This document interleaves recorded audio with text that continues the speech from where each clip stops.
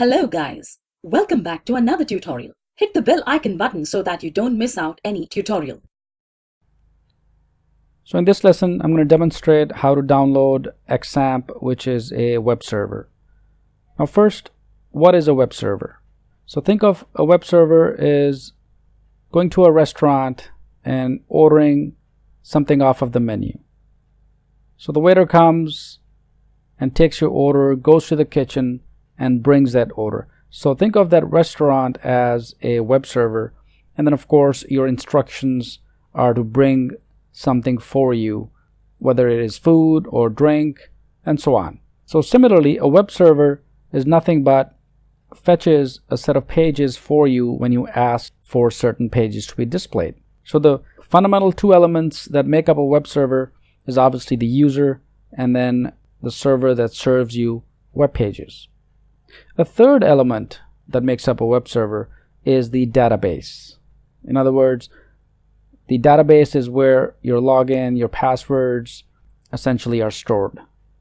So in a nutshell, a web server is something that hosts your websites and allows you to create and manage multiple web pages.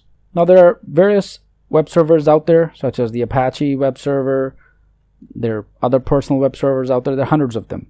And if you're familiar with hosting companies like GoDaddy or HostGator, for instance, they provide web servers where you can upload your websites once you create them. But in this lesson, I'm going to demonstrate how to create our own web server, how to download and configure your computer to become a web server. In other words, all of the development or the website development, for instance, you will be doing on your own computer, which will make your computer as a local web server or act as a local host among several free web servers. So let me in fact give you the definition of a web server. So I'm just going to go to Google and type web server, and it will give me a small description such as a web server is simply a computer system that processes requests via HTTP, which is Hypertext Transfer Protocol, and that's the basic network protocol used to distribute information on the World Wide Web. So the term can refer either to the entire system or specifically to the software that accepts and supervises the HTTP requests. So in this lesson, we are going to create our own server so that we're able to host our own web pages locally on our computer. So let's go ahead. Let me search the web server. The one that we're going to use in this lesson is called XAMPP.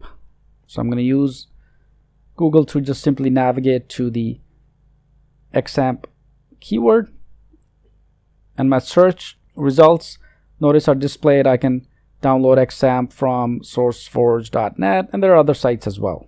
But sourceforge.net, pretty reliable site, so we're going to use this. So I'm going to go ahead and click on XAMPP, and this brings us to the download page where I can download the XAMPP.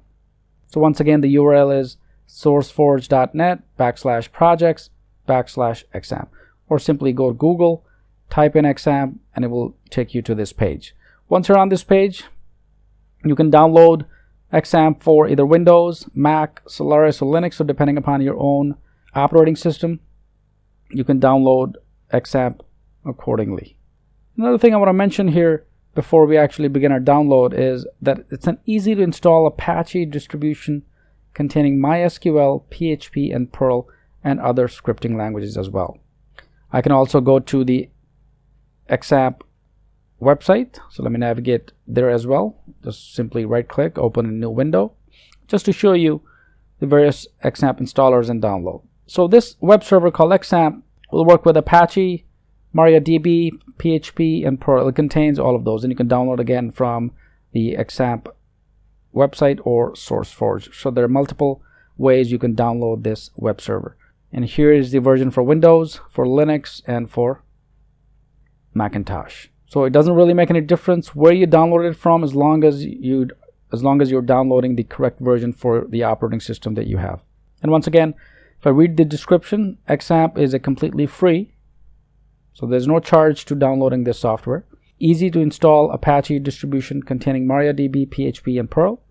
The XAMPP open source package has been set up to be incredibly easy to install and to use. So let me go ahead and click on the XAMPP for Windows download, which is version 5.6.15. As soon as I click on it, the download will begin and automatically bring up my Windows Explorer, where I would have to save the XAMPP for Win32, the 5.6.15 version, and the installer package, which is the executable file, and the file extension is exe.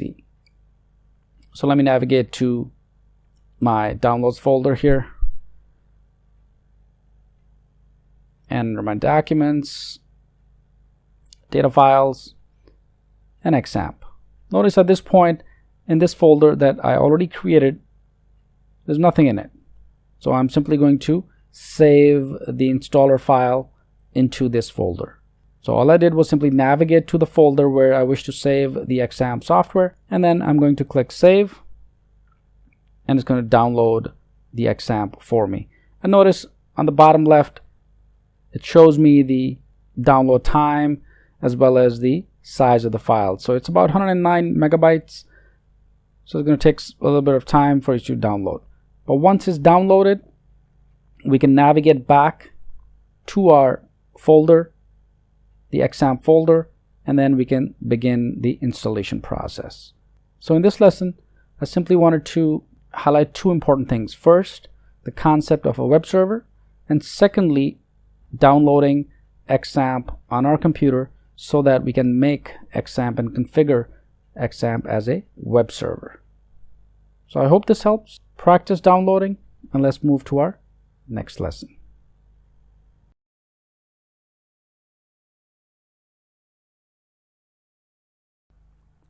In this lesson, I'm going to demonstrate how to configure your XAMPP server. So the installation is complete, our control panel is open. The two services that we need to start are the Apache and the MySQL. But before I even start configuring the XAMPP server, let me go ahead and click on Start for Apache and see what happens. So once I click on Start, notice Apache gives me an error that says cannot download, and a Windows security alert comes up and says Windows Firewall has blocked some of the features of Apache HTTP server on all public and private networks. And I'm using Windows 8 version. It doesn't really matter which Windows version you use or whichever operating system. If you have some firewall, you will probably get this message. So I'm going to go ahead and click on Allow Apache HTTP server to communicate on these networks. So click on Private Networks, such as my home or work network, and click on Allow Access. Now once I've done this, if I were to click Start on Apache again just to test one more time, notice it will still fail. Similarly, the same case is true for MySQL. If I click on Start, and MySQL brings up the same Windows security alert message, and in this instance I will also tell MySQL to use the private networks such as my home or my work network, and allow access, and MySQL successfully runs. And the reason for this is that SQL doesn't really use an external port. It uses my same operating system for its resources. But for Apache, if I were to click Start, it's going to give me an error. And until and unless I start the Apache server, my web server will not be up and running. So how do we go about configuring the Apache server? All we have to do is simply change port numbers to tell Apache that do not use the same port numbers that our web server uses. For example, I'm browsing the internet, I go to various websites, my system is using port 80, for instance, for my HTTP requests. Here, Apache cannot use the same port number, so I would need to configure it. To configure Apache, there's a button called Config right next to the Apache services. So click on Config. It brings up a menu and a couple of options that we will configure. First, the Apache httpd.conf file. So this is the first file that we will configure. Now these files can be opened in simple Notepad or any editor, right? So whether you have Notepad or Notepad++, Doesn't really matter. It's just simple text file, or any text editor will open this file. So click on Apache httpd.conf file, and this brings up the notepad. And anything that starts with a number sign means it's a comment, right? So it's not any code, there's no code, no nothing. It's just a comment that's explaining what this file does. So this is the main Apache HTTP server configuration file. Okay, so this is important that you open this file. And it contains the configuration directives that gives the user or the server its instructions. So here, using this file, we will change the port numbers, basically telling the web server not to use port 80, which our web browser uses, such as the Chrome in the background, but we will define our own port numbers for Apache server. So let's scroll down. So I'm going to scroll down. And by the way, if you were to use Notepad++, you will see some numbers on the left. So it's easier to navigate to the number line versus using the simple version of Notepad.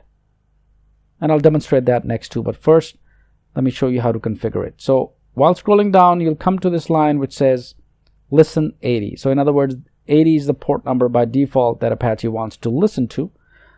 And this is what needs to be changed. So you can change it to any port number, let's say 8015. Okay. So the first configuration settings in the main Apache configuration file is changing your port to listen, or tell Apache to listen to 8015. Let's scroll down further. The second change that you will make within this file is change the host. So for instance, here's the server name localhost. So this line, you will change this to 805. So above, we change the port to 8015. Here you will simply say server name localhost 805. So these are the two basic configuration settings that you would do within the Apache file. And once you're done, simply close Notepad. It asks you to save it. Click Save. And you've configured your first file. Now notice I mentioned that you can also use Notepad++ instead of Notepad to configure this file, or any text editor. If you were to use Notepad++, if you have it installed on your computer, it will look something like this. Okay. So notice it starts with a number sign. So if I were to open a file here, for instance, let me bring up a recent file. Here's the change log, for instance. Notice it gives you the 1, 2, 3, 4, 5, 6. So it just numbers the lines. That's all it does, and gives you some additional functionality. But it's the same file, same configuration settings, and so on. So whether you use Notepad or Notepad++ or any editor, it's one of the same things. Alright, so far we have configured the main Apache configuration files, and we have changed two settings. First the port number, and then the localhost port. Next, we will click on configure again, and we'll configure the SSL configuration file, which is the second on the menu here. And SSL is secure socket layer. So we'll change this file and some configuration setting in here as well. In other words, all we're doing is just changing port numbers. We're telling Apache to use our own port numbers and not worry about the predefined port numbers that our browser uses. So let's open this file. Once this file is open, and again, this is the Apache server configuration file providing SSL support, which is the secure socket layer support. And by this, we mean the HTTPS, right? So certain web addresses start with HTTP and certain start with HTTPS. S simply means that this site is secured, and for the most part, e-commerce sites or other sites they use is secured socket layer. So within this document, simply navigate down, and here's our first port setting here. So I'm going to change the port 443, which is the default port for SSL. I'm going to change it to, say, let's say 10433 or 10443. In other words, just change the number. Okay, change the port number. So after you change the first configuration setting, port number. Let's scroll down, and there's an option called the virtual host. And here's the virtual host number, and you would use the same virtual host or same port number to define the virtual host as well to use the SSL. So again, two settings that we changed in the SSL config file. So let's close this, click save. So once again, we've configured both of these files, the Apache configuration files. We defined some port numbers, and the Apache SSL config files, and define the port numbers. So after you're done with this, let's click on the config tool button on the top within the control panel. If you click on this, this will bring up the configuration of the control panel, and there's an option called service and port settings. So we'll click on service and port settings. This brings up the service settings, and here notice our main port has now been changed to 8015, and the SSL port is changed to 10443, and these are the same settings that we changed earlier in the configuration files. So once you verify and make sure that the same port numbers exist within the configuration files and the ones that you enter here, click save, and click save one more time to commit all the changes.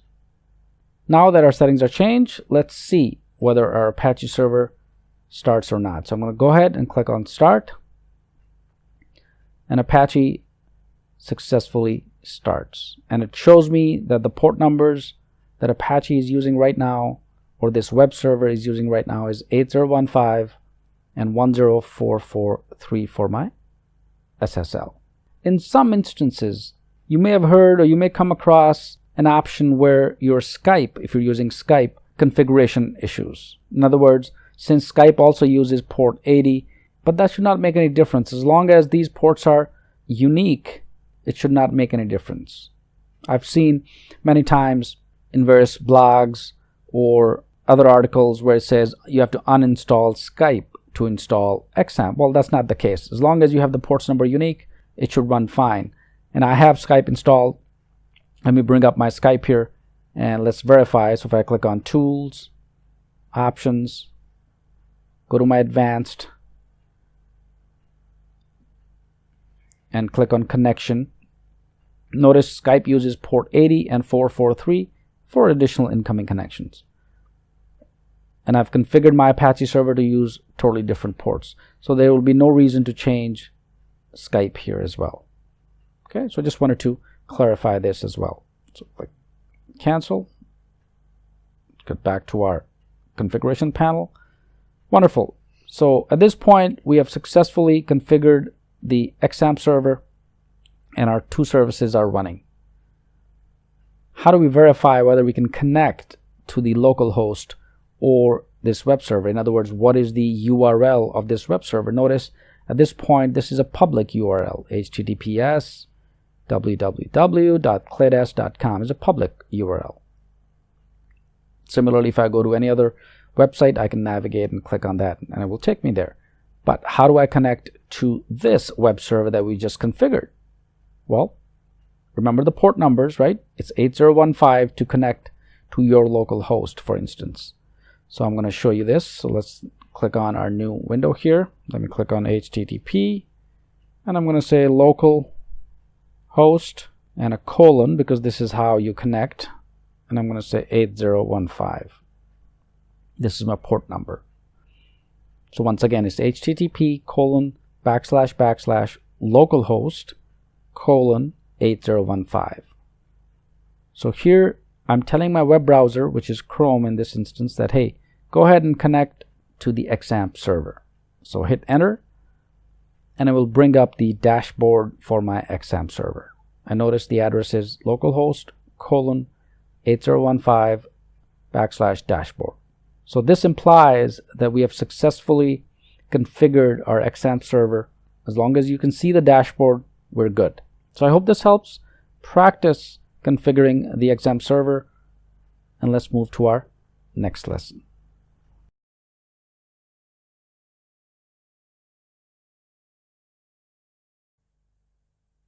So in this lesson, I'm going to demonstrate how to install your XAMPP software that we downloaded in the previous lesson. So on the bottom left corner, notice our download is now complete.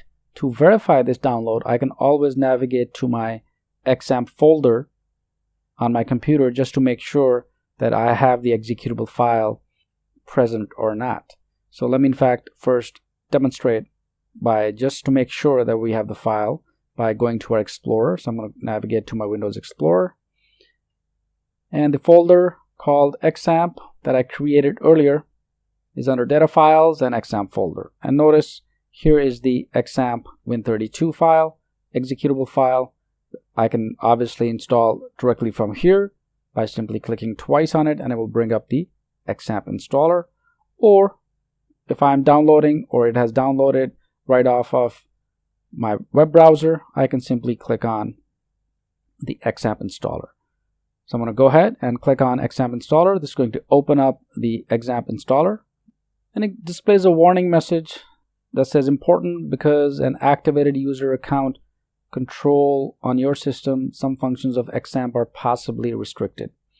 With UAC, please avoid to install XAMPP to your C drive or deactivate UAC with the msconfig after the setup.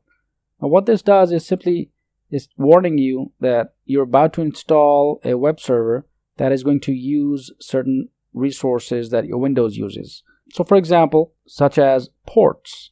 Once you install a web server, it will require some port configuration. And these ports are important because your Windows or your current web browser, for instance my Chrome that I'm using here to navigate to the internet, is using a certain port number.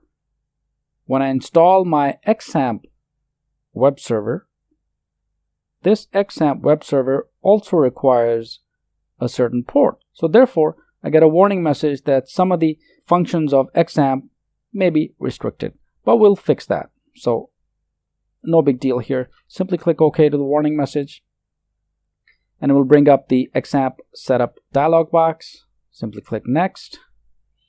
Here we can select the components that we wish to install. For instance, we need to install the server. Obviously that is checked. We need to install the Apache MySQL database, the FileZilla FTP server, the Mercury mail server, Tomcat, programming languages such as PHP and Perl, and other programming languages such as PHP MyAdmin, Webalizer, or Fake Sendmail. Now, these are all various softwares that get installed when you install this free web server. But importantly, for XAMPP to function, we need the Apache, the MySQL, and then PHP MyAdmin. Because recall the basic functionality of XAMPP is three things, right? We need the database, we need the actual web server to serve the pages, and of course, the user that provides the instructions to the web server. But we're going to leave all the components checked. Click Next. Here's the folder, installation folder. So it says, please choose a folder to install XAMPP. Since I already have a folder created, I'm going to navigate to that folder. So I'm going to click on the folder icon and simply go to my Documents folder, my data files, and here's the XAMPP folder. Now notice this is the same XAMPP folder that we downloaded the actual software in, so we can install it in the same folder. Click OK, and notice your new file path is displayed. Click Next. The selected folder is not empty. Please select a different folder. Okay, so it gives you a warning message that, hey, wait a minute, we cannot install XAMPP in the same folder. You need to create a new folder that will contain the installation files. So click OK. Let's navigate back to our folder. Let me navigate down to my XAMPP folder here. Here I'm going to make a new folder by clicking on Make New Folder. And I'm going to call this XAMPP Install and click OK. Now if I click Next, XAMPP is ready to begin the installation process. And if you wish to learn more about the Bitnami for XAMPP, you can leave this box checked, or you can simply uncheck it and click Next. And setup is now ready to begin the installation XAMPP on your computer. I'm going to click Next, and the installation process begins. First, it's going to unpack all the files and then install XAMPP on your computer. Our setup is finished, And XAMPP asks us, do we wish to start the control panel now? And yes, let's click on finish. And this brings up the control panel. And here, control panel is version 3.2.2.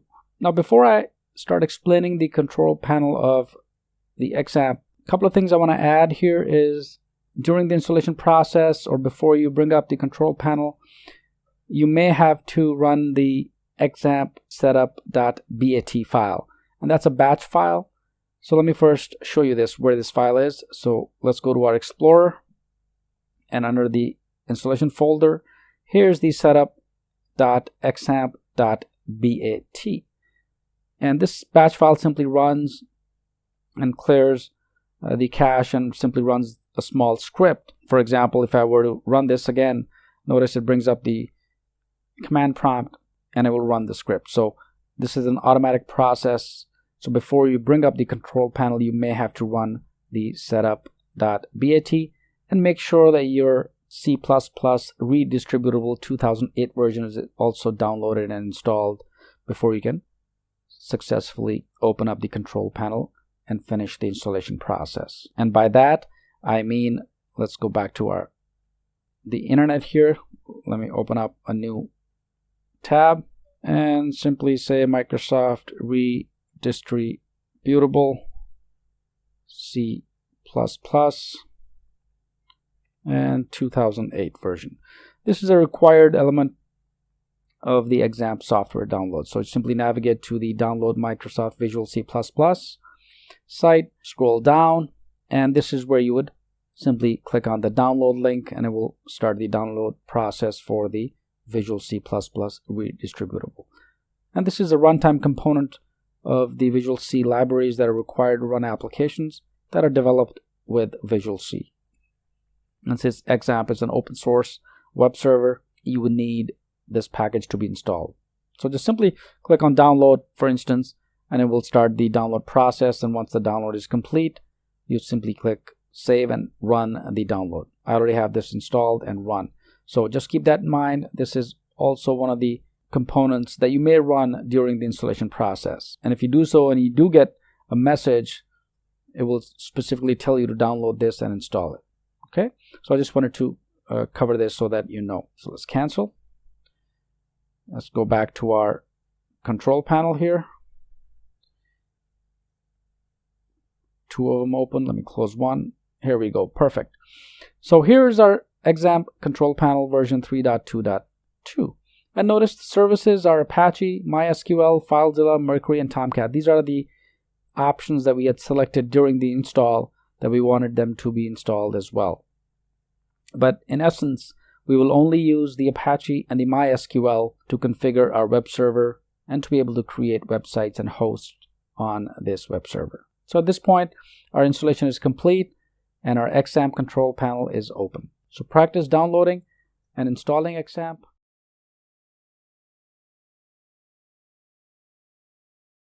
Thank you for watching. Don't forget to subscribe to the channel. If you like the video, do give us a thumbs up and share it. Also check out amazing discounts and offers on our premium courses in the description below.